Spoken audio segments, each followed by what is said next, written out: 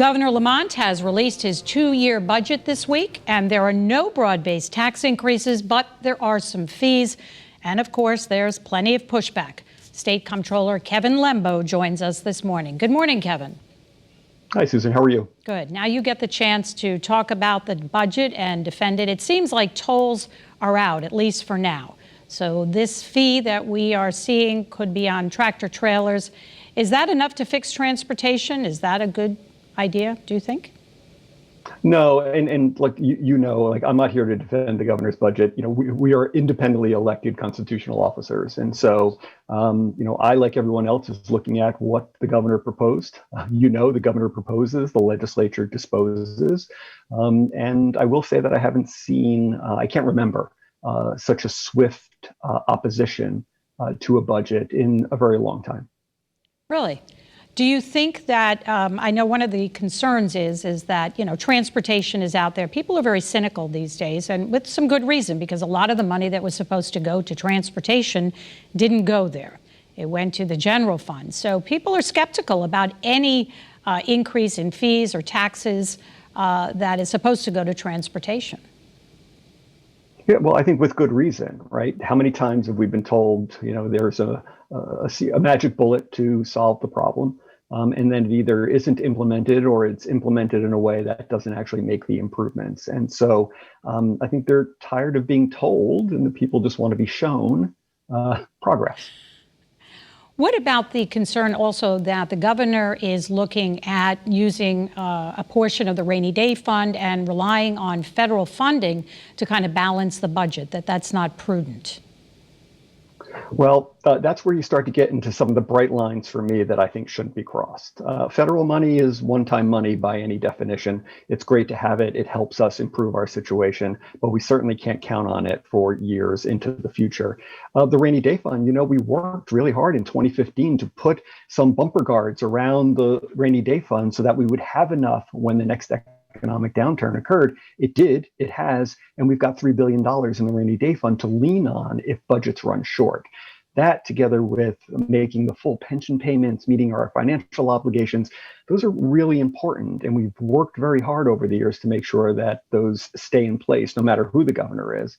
And so I will obviously be encouraging the governor and his staff strongly. Right, because the financial picture for the state is somewhat mixed. I mean, we have a $3.5 billion rainy day fund. We have a surplus, so that's good news. But the state is also facing, $1 billion deficits over the next 2 years.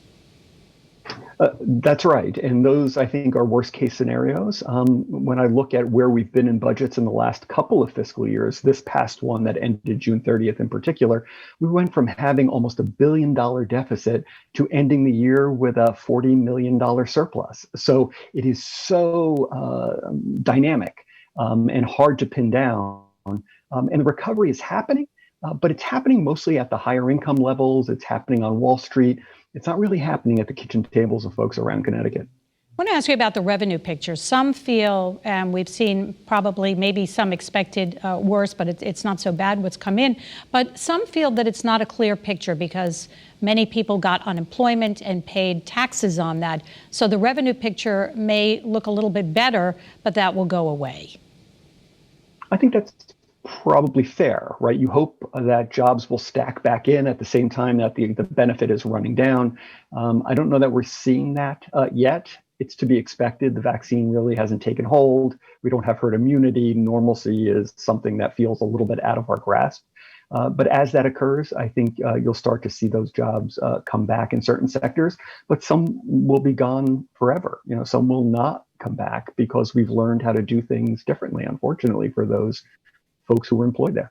What do you think about the state's future or outlook? I mean, COVID, hopefully we'll have vaccines are coming. They're here now, hopefully everyone, and we'll get through this. But what about financially? Do you think the economy is going to suffer for years to come? So I think Connecticut's handling of COVID has helped our position quite a bit. And I think the governor deserves real recognition for that. That said, there is a lot of uncertainty, and how deep the impact will be of some of these changes, not just like residential real estate, for example. We've all seen upticks across the state in residential real estate, but what's going to happen on the commercial side as businesses say, you know what, I don't need this big footprint in this place. My people are working remotely. That has an impact. Right. I was thinking that yesterday. I heard the governor talking about, people moving here and people working from home. But you're right. I mean, some of these behemoth office buildings, I wonder if they're not going to come back, certainly. And why would they keep that space? So that could certainly damage the state, right? In many ways, not just the use of the commercial real estate, but the rings of restaurants and things that are around that real estate. And also don't forget that anyone who's got a 401k or some mutual fund often has real estate investment trusts built in there as part of their portfolio. And when that sort of bottoms out, that's going to impact their balances in those retirement savings accounts as well. So it sounds like you're painting a not so dismal outlook for the state, but definitely some bumps in the road. Look, Bloomberg says we're the fourth most innovative state in the country. We've got a $3 billion rainy day fund to lean on. I think we're in far better position than many other states. And if you had asked us 10 years ago if Connecticut would ever be in that position, I don't think many of us would believe it could be true. State Comptroller Kevin Lembo, thank you so much for joining us on Face the State. Thank you. The debate over childhood vaccines. Connecticut could get rid of the religious exemption. When we return, passion from both sides and remembering a member of the state capitol family.